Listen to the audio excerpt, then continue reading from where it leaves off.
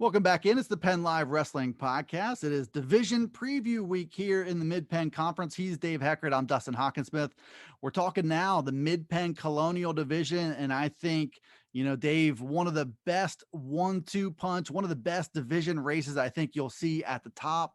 Probably a matchup there looking at West Perry and Boiling Springs that you'll be able to track all season long. They'll wrestle each other in Bubbletown in January. Probably a pretty good chance that you're looking at two of these teams. The road's going to go through at least one of them for the District 3 title, but it's an interesting division even beyond them. No, I'm with you. I'm excited to see that match, Boiling Springs and West Perry. I mean, like you said, here's two teams that, in my opinion, the District 3 title will go through at some point, and I haven't done matchups. I don't know how they match up. I don't know where their guys are all going to be, but and the one thing I do like, is these teams, Boiling Springs and West Perry, both wrestle good comp. They're not afraid right now to put some. I mean, they wrestle Cumberland Valley this year. You know what I mean? Both those teams in dual meets, which is great for the sport. You have two good teams in the area in Double A. They're going to venture out and wrestle some Triple A teams, and that's great for the sport, man. Good fan bases, good matches. I know last year when we wrestled Boiling Springs, they brought a good crowd, as much as they could, and it was entertaining. So I agree. I think that's going to be a definitely highly contested match. As far as the other teams, Waynesboro, Shippensburg, Big Spring, again, that in my opinion is going to be an interesting deal there between those three teams and who comes out on top. So. And looking at Greencastle, Antrim, and James Buchanan, really just, again, we mentioned in the Capital Division, there are certain teams that you can kind of pinpoint that are going to be doing a little bit of building. And James Buchanan, I think the build is ongoing just to get the numbers in the room to a point where, you got the right practice partners. You've got guys who are close in weight that can help make each other better.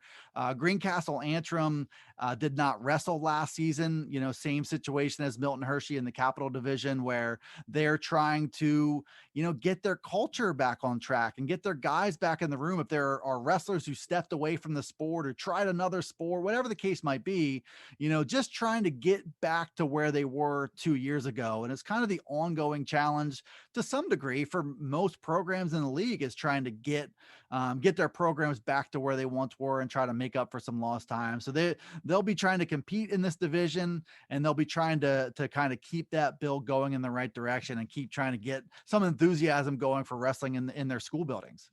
Yeah, that's tough. Like you said, I definitely have them too, with Greencastle and Jimmy Buck down there. That's 6-7 spot down near the bottom. But again, the improvement from the beginning to the end of the year, and focus on building that elementary. Build that elementary and junior high programs. I feel like in any sport, right, junior high athletics are essential. That's where kids decide whether they're going to stick with a sport or not. So for me, like, my junior high coach was always the guy that in essence was the most, I guess, attractive, one of the, more in the sense of the kids kind of gravitate to, they like being around. Build that junior high, and junior high athletics is important. And I think, you got to start somewhere, but if you want to see results, you gotta look at building that program, especially at the junior high level. And I think if I'm Greencastle, if I'm James Buchanan, as much as I'm putting the work into this year, with my high school guys, I'm putting just as much amount of work into my feeder programs too. So it's a good point about the pipelines. And I think, we'll get to Boiling Springs and West Perry, but the phenomenal job, I can't really think of anybody better, especially in the AA level in this area at Boiling Springs, of creating a certain standard and expectation at the elementary level, maintaining that work ethic and enthusiasm the whole way through with minimal disruption in that pipeline. There's a reason that there's always a few freshmen on deck for Boiling Springs ready to jump in and contribute and wrestle tough. And they establish that mindset over there that kind of keeps paying dividends and keeps them right where they're going to be in this conversation, which is right in the thick of a division and a district title. And I respect that. Like, as a program, you're getting 18 kids to move in. I I have more respect for the Bowling Springs of the world who I'm serious. And I say that, like, you develop your program, you bring kids through your program. They start from the elementary and they work their whole way up through. I respect that. I think there's a lot to be said for that. And Boiling Springs arguably is one of the best schools in the district at doing that. I mean, every year they have new guys coming up that are tough and seasoned and not afraid to put their foot in the line. And kudos to Trevor as well as the school district's wrestling program. I mean, they do a great job. And yeah, and Trevor hustles. I think that's one of the things that wrestling in this day and age, that the demands of the head coach to try to have their hands on each level of this thing and try to take ownership and control of that whole pipeline. It requires kind of a whole off season. I mean, there really isn't an off season anymore. And I think that's what, Boiling Springs has done at a high level, especially with Trevor, is making sure that he's involved, his face is seen, he makes a connection with all the young kids. And then in the end, they continue to make their way through and they continue to get better and tougher and stronger. And they've got the ability. It's pretty rare, as we talked about the Capital Division, looking at the Colonial too. It's pretty rare to be able to move from one year to the next without droughts, without the peaks and valleys, and Boiling Springs doesn't have many peaks or valleys. And the interesting component of this Colonial Division and this District 3 race is that's where West Perry's trying to get to. They're kind of trying to follow that Boiling Springs blueprint, and they're doing an outstanding job of it, considering that their numbers are significantly lighter overall. No, I think it'll be interesting to see after another 4 years, 5 years, if West Perry can keep that up. I mean, they've done a good job here the past couple of years, building up to that. And and like you said about Boiling Springs, they don't rebuild, they reload every year. So West Perry seems to be one of those teams doing the same thing right now. Just reloading here past 2 or 3 years, and they got a nice contingency of young guys coming through here now too. So.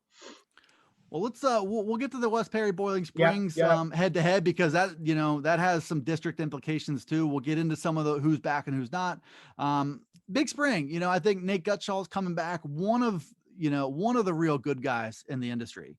I can say that about a lot of people though, but Nate Gutshall, one of the real good guys. He stepped away because of health concerns last year. Was fortunate to have Chris Barrick, who was leading that Trinity program previously, come in and be able to be the interim for a year, but now he's back. He likes his coaching staff a lot with Chris Barrick now as an assistant, and Greg Warner's on the staff. They've got a pretty nice core of guys coming back. I'll be curious to see, in some of these weights, how much upside is there, but that's where the growth comes in. But they've got an experienced guy at most weight classes here. And I think when you're looking at this division, I think that can count for a lot. And Nate is one of my favorite people. I a guy that, every tournament that we go to, that they're there, I always enjoy talking with. Such a gentleman. And look, as far as his staff, I mean, that guy has 2 college All-Americans on his staff.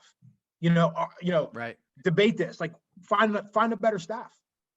Find 2 better assistants than those 2. I believe that, man. I think Chris and Greg are great assistants, and they did a good job last year, I felt, with Nate being out, kind of taking over for that year and as interims, and then even understanding that Nate's coming back, and doing that, where they know they're going to be back as assistants and not head coaches, and they got a good little dynamic there with those 3. I really like all 3 of them, and I think that's a good staff. They have a pretty nice set of upper weights with some experience, and you have those couple upper weights. Again, you have some upper weight experience that can be points for team, right? And then the Gregoris kid in there down below is pretty tough. And some other guys coming back with some experience. So that'll be interesting to see where like them, Shippensburg, Waynesboro kind of finish, I think. And my favorite school to wrestle at, I mean, you go to Big Spring. I remember, when I coached at Cumber Valley, going to that Big Spring gym, and it's packed, it's loud, and they're getting 6 points somewhere where you don't know. Like, the energy in there was always one of my favorite away schools to kind of wrestle at because of that atmosphere. So having them at their home school, is definitely a challenge when it comes to competing with against Big Spring. So it'll be interesting to see how they finish up. And I'm rooting for Nate. Just a great guy, a gentleman, and would definitely be happy if my kids were wrestling for Nate. I can tell you that. So some good looking seniors back. Owen Hutchinson is a sophomore in those upper weights. So I'm always intrigued by the guy who debuts up top and takes their lump from not only big, strong guys who are 2 or 3 years older. That happens on a pretty consistent basis. And the other thing I would add is just a tip of the cap for Big Spring, the 25th program in the state to add girls wrestling formally.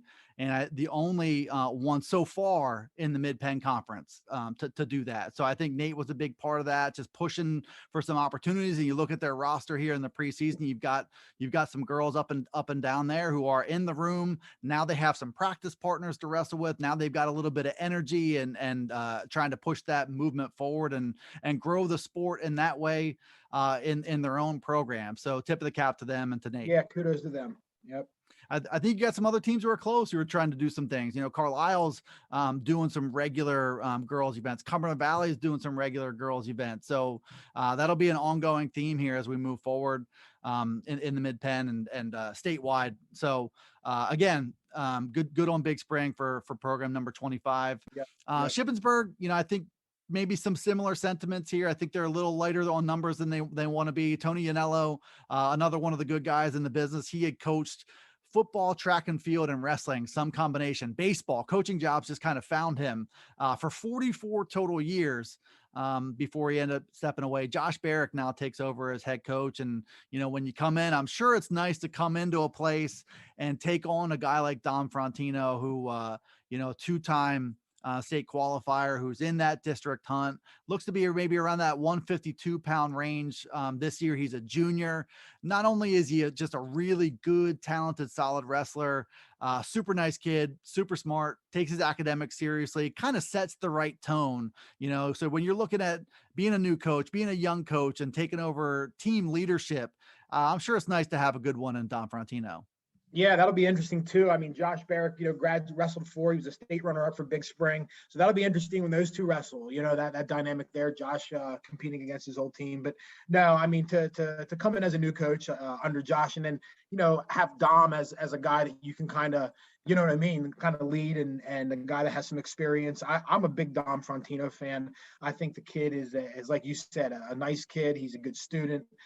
He's a good wrestler. He just wrestles smart and he stays in good position and, is really tough to score on. I would say definitely last year wasn't like a big point scorer, but again, good position, very tough to score on and has good fundamentals. And when you have good fundamentals in wrestling, you're tough to beat. So the other guy I like in their lineup, guys in an 89 pounders, the Kozer kid, who seemed to do pretty well for them last year. And I think, those two in their lineup, they'll kind of try to, set the stage for those two and kind of, set their lineup around those two and move those two to get wins. So, yeah.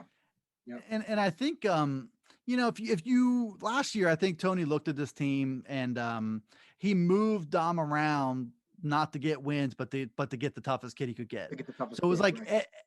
Every duel you look up and he's wrestling a good kid. So he was challenged a lot of the year. Even going through the postseason, he's a guy who only kind of continued flying under the radar and all the way up through the super regional. He was never really the favorite in a bracket, but he just kind of had the skill. He had, to your point, the mat IQ and the awareness, that sixth sense on the mat, that he's got that advanced, he's mature in that respect. So he's just a really tough out, whether you're talking about duels or whether you're looking ahead to, the district tournament or the state tournament. Yeah. I mean, he was a district champ as a freshman. He was District 3 champ as a freshman. So, and it is kind of weird how you're a district champ as a freshman and you fly under the radar the next year, but you're exactly right. He kind of did in that weight class and battled. I remember watching him at districts, battled his way through to the super region. So, I'd like to see him grab a medal this year, state medal. I think he's capable of doing that. I do think 152 pounds in our district is going to be pretty competitive too. So, we'll see where that falls. But I definitely think he's going to be one of the guys, to look out for sure. Looking at this Waynesboro team, you hinted at them earlier. I think they've done a really good job of program building and culture building, and they've got kids who kind of come in there and they battle and they compete. Bodie and Caden Rouser, it feels like they've been around for about 15 years. They are seniors now, not redshirt seniors. They are just true seniors for that Waynesboro team. And I know Dave Swink has high hopes for him to try to close this thing out with a bang. So there'll be guys who will be a factor on the district level, and kind of curious to see, how much growth occurred from the offseason to now. Can they still jump another level their senior seasons? They had a trio of sophomores who were interesting: Garrett Price, Titus Mung, and Robert Howard. Garrett Price, I think, grabbed 15 wins at 106 pounds last year. He's a kid who they can kind of build around that group, who can take the torch moving forward. One key loss that's worth noting that Dave kind of, didn't mince words. I mean, this one stung to have Isaac Mcgregor, who was a really good freshman for them last year, he's going to wrestle his sophomore season at Shikellamy. So they're a little lighter on a guy who I thought could grow into be a state medalist someday. They're going to have to build without them, but there's some nice pieces here. I feel like there's been rousers in the Waynesboro program for 27 years. I mean, I really feel that way.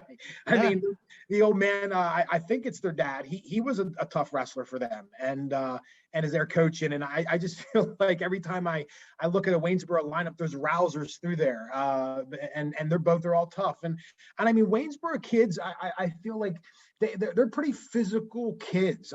They wrestle hard and they scrap, and they're dangerous. I feel like they're pinners. So, you go and match against Waynesboro, you think you're good, and then all of a sudden somebody slaps a cradle on you or hits you with a headlock, and then you're down. You're 12-point swing, possibly 9-point swing, where you thought you were getting a match, and they come out on top. Let alone the travel to Waynesboro. You know what I mean? That's something you got to mentally prepare for, to travel. In the Mid-Penn, if you're Boiling Springs, if you're West Perry, traveling the whole way to Waynesboro. I mean, that's an hour and a half drive. So, you got to get down there early, get your workout in before you compete, and make sure you guys are ready to go to wrestle them. So, well, let's look at the main course here. I would say the West Perry and Boiling Springs. You have two teams that were pretty close to one another last year. Boiling Springs came out on the winning end twice, but you had, again, I think you're going to have, and it might even be more so this year, you're going to have 3, 4, 5 toss-up matches in this one. They match up. I think that strength versus strength. That's what Coach Craig May said to me last month. It's just going to be a matter of, can you get over the top? Can you shove aside that Boiling Springs mystique? Boiling Springs came into your gym last year, and I think there was a little bit of Cumberland Valley mystique there too, going into that home gym. It's something that you have to mentally get past. And, if anybody's asking my opinion, I think West Perry and Boiling Springs are very, very close.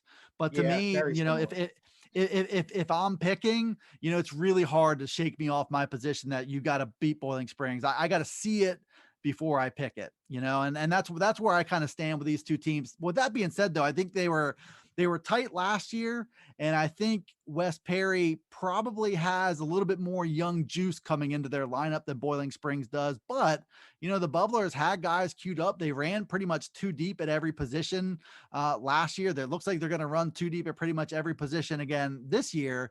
They've got not only some scores there, they've got depth, and they've got flexibility in their lineup. They're going to have more flexibility than West Perry does, because West Perry's got about 16 or 17 kids.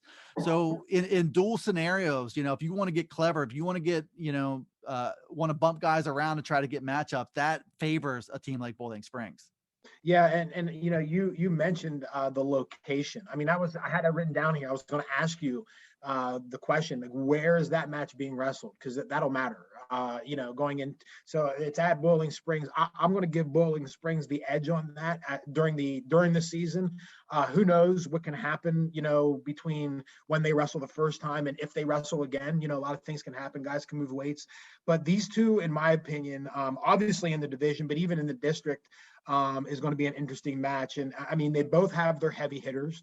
They both have their guys that are going to be their regional qualifiers. They have, so it is going to be interesting to see how they match up. Obviously I don't think I don't think West Perry has anybody to match up with the Dugan kid at 52. I mean, they have some solid guys in there, but I just feel like he's going to be too much for any of them. And the same when it goes to the Morrison kid at 215. I think, they're not going to have too many guys who are going to be able to match up with him. So, you start checking those boxes of certified or guaranteed wins. I call them my locks.